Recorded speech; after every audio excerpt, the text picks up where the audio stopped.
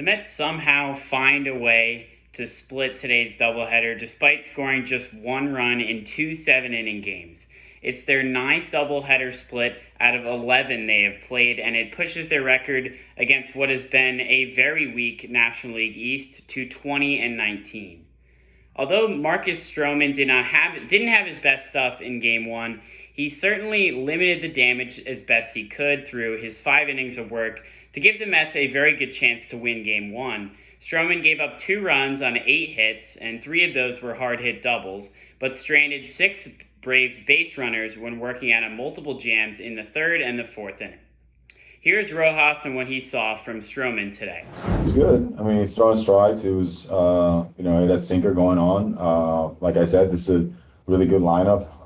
They build up on him at times. That the 8th and 9th hitter in the 3rd inning, the double, and then the pitcher slash, that led to a really tough situation for him. Then the Peterson double, but he was able to get out of it, and that's what he does. He throws a clutch pitcher and got his double play to get out of the inning, and I thought he did the same thing throughout, right? To get out through to get out of some scenarios there, but the 7-inning game just it made us take that decision to take him out after 5, but he probably could have gone a couple more innings and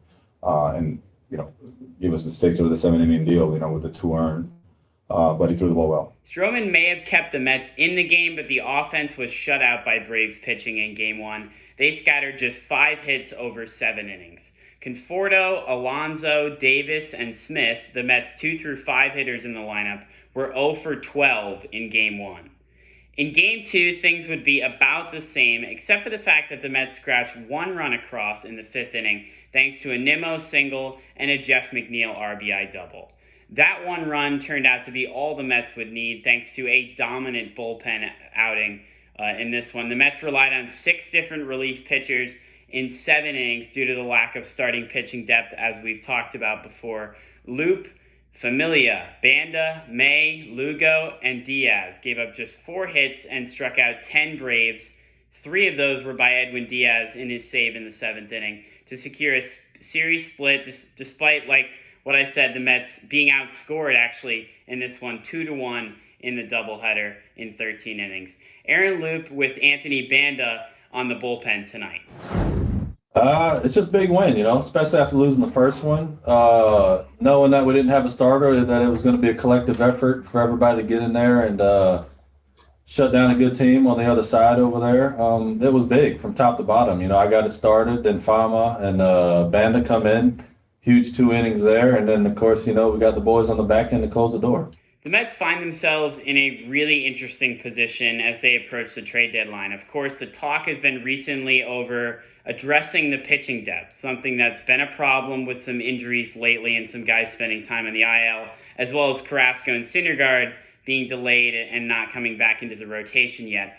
Pitching depth is certainly an issue with this team, but with nights like this, where the Mets offense puts up 1 run in 2 games, you got to think improving this offense is something that the Mets are also considering, and GM Zach Scott's also considering by the July 30th deadline. And in terms of the Atlanta Braves, how they perform in this 5-game series may determine their role in this year's deadline as either buyers and contenders in the division or sellers. This makes the 3 games left after the 2 tonight in this series extremely important for both teams to kind of figure out what they're going to do at the deadline. The Mets are obviously going to be buyers, but it's about determining where they should look, whether that be pitching depth, offense, or both. And then for the Braves, it's about being buyers or sellers right now due to where they sit in the division.